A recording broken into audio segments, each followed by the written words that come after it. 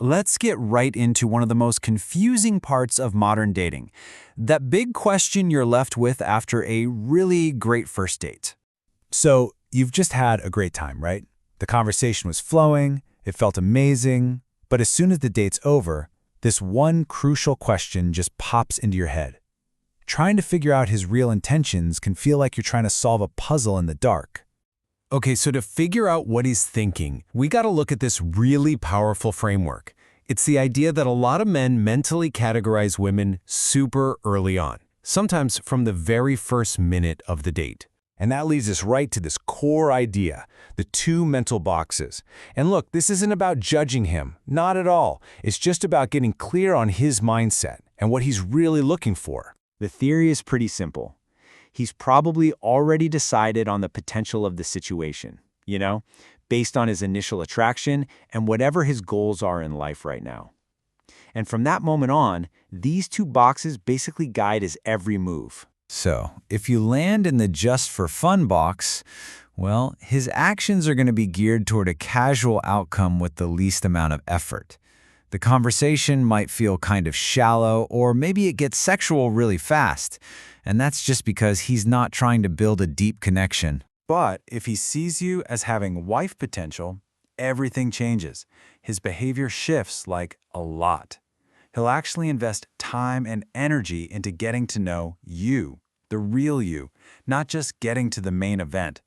He suddenly gets way more careful because he really doesn't want to blow it. Okay, so how does this whole two boxes thing actually help us read his actions? Especially when it comes to that classic moment. Is he going to make a move or isn't he? All right, and this is where it gets really counterintuitive. A lot of us think that if he doesn't make a big move, he's just not that into you. But the reality, the more he genuinely likes you, the more cautious he's probably going to be. I mean, think about it from his perspective. He's kind of walking a tightrope. He doesn't want to seem like he's only after one thing, but he also doesn't want a physical connection to cloud his own judgment about whether you're a good long-term match. The stakes just feel way higher to him. Now, on the flip side, just because he does make a move doesn't automatically mean he's serious. Not at all. The real test, the real giveaway, is how he reacts if you say no or if you just ask to wait a bit. A guy with long-term intentions will respect your pace, no problem. A guy who's just for fun, he might get pushy or suddenly get distant and dismissive. Now let's get into one of the most confusing things that can happen. When he starts out putting in all this effort, and then suddenly, he just disappears. And your first thought is probably, what happened? Was he playing me the whole time? Was it all a lie? But the reality is often way more complex and, honestly, usually less malicious than that. This is what we call the downgrade. He probably started out with genuine, serious intentions. He saw you as wife potential and he was all in. But then, somewhere along the way, something shifted, and he decided it wasn't a long-term fit.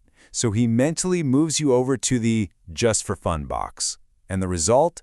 His effort drops off a cliff. He might still be attracted to you, but he's just not investing in a future anymore. And here is the most crucial part to understand. It is extremely difficult, almost impossible, to get upgraded from the fun box to the potential box. But it is incredibly easy to get downgraded. And that's usually the real reason for his sudden change in behavior. So, with all this complexity, what can you actually do? How can you cut through all the noise and feel like you actually have some power in your own dating life? The real power isn't in trying to change which box you're in. It's not about trying to convince him. It's about setting up a situation that reveals his true intentions, clearly and quickly, so that you can make the best choice for yourself. And the answer is brilliantly simple. Suggest a simple, inexpensive first date. Think coffee or a walk in the park.